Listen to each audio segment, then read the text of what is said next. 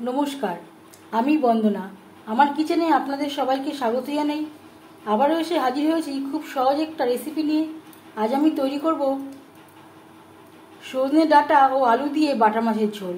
এর জন্য আমি এখানে 8 পিস বাটা মাছ নিয়েছি। মাছ কেটে পরিষ্কার করে ধুয়ে নিয়েছি। সবার প্রথমে আমি মাছ ম্যারিনেট করব। লাগছে স্বাদ মতো লবণ, পরিমাণ মতো হলুদের গুঁড়ো। লবণ হলুদ মাছে বেশ ভালো করে মেখে নেব। খুব সহজ একটা রান্না। বাটা মাছের ঝোল আপনারাও মাঝে মধ্যে তৈরি করে থাকেন, তবে আমি কিভাবে সজনে ডাঁটা ও আলু দিয়ে বাটা মাছের ঝোল রান্না করি সেটা খুব সহজভাবে আপনাদের সাথে শেয়ার করব। লবণ হলুদ মাছে বেশ ভালো করে মেখে নিয়েছি। এভাবে 5 মিনিট রেখে দেব। মাছ ম্যারিনেট হতে হতে তেল আমি গরম করে নেব। আমি রান্নাটা করব রিফাইন্ড অয়েলে। আপনারা চাইলে যে কোনো কুকিং অয়েলে রান্নাটা করতে পারেন। 4 চামচ রিফাইন্ড অয়েল গরম করে নিয়েছি।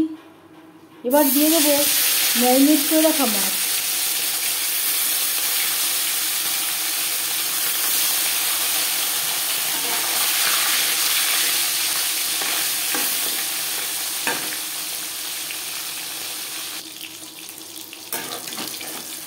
মাছ একটা সাইড ভাজা হয়ে গেলে অপর সাইডটা উল্টে দেবো।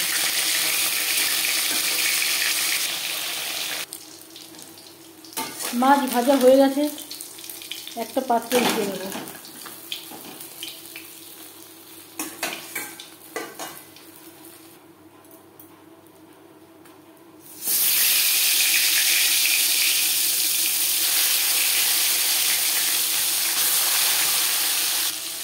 পরের মাছ একইভাবে ভেজে নেব।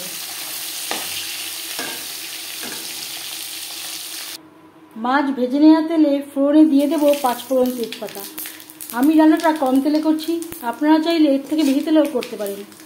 10-15 সেকেন্ড নাড়াচাড়া করে নেওয়ার পর দিয়ে দেবো টুকরো করে কেটে রাখা আলু।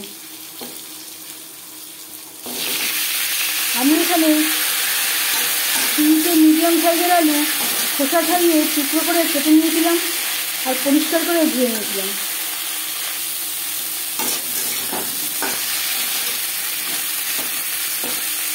এক দু মিনিট নাড়াচাড়া করে নেওয়ার পর দিয়ে দেবো পরিমাণ মতো হলুদের গুঁড়ো, স্বাদ মতো লবণ। লবণ হলুদ আলুর সাথে বেশ ভালো করে মিক্স করে দেবো।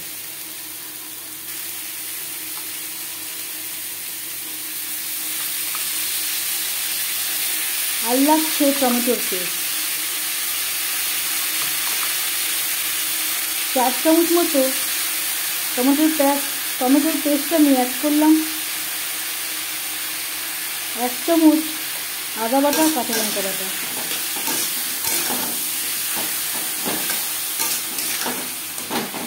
কাঁচা গন্ধ যাওয়া পর্যন্ত নাড়াচাড়া করে নেব।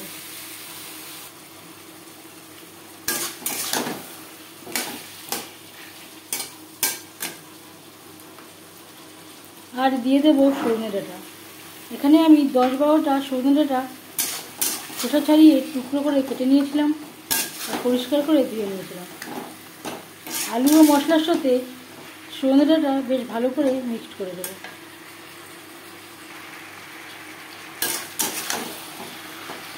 দু 3 মিনিট নাড়াচাড়া করে নেওয়ার পর গ্যাসের ফ্লেমটাকে লোতে করে দেব।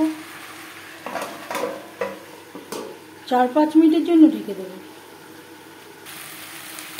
মশলার সাথে আলু ও ডাঁটা বেশ ভালো করে কষিয়ে নেওয়া হয়ে গেছে। মশলা কষানোর সময় আমি আর জলের ব্যবহার করলাম না, আমার টমেটো বাটায় জল ছিল। আর দিয়ে দেবো 1/2 চামচ ভাজা মশলা। যদি আপনাদের কাছে ভাজা মশলা না থাকে এর পরিবর্তে ধনে ও জিরের গুঁড়ো ব্যবহার করতে পারেন। ভাজা মশলা সবজির সাথে বেশ ভালো করে মিক্স করে দেব।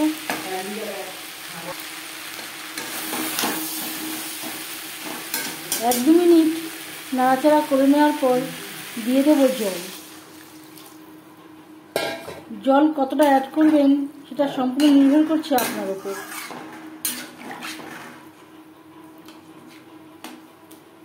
যেমন গ্রেভি পছন্দ করেন সেই অনুযায়ী জল অ্যাড করবেন।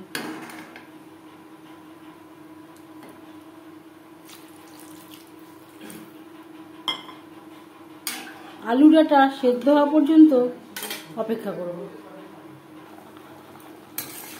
গ্রেভির সাথে ডাঁটা ও আলু বেশ ভালো করে সুসিদ্ধ হয়ে গেছে।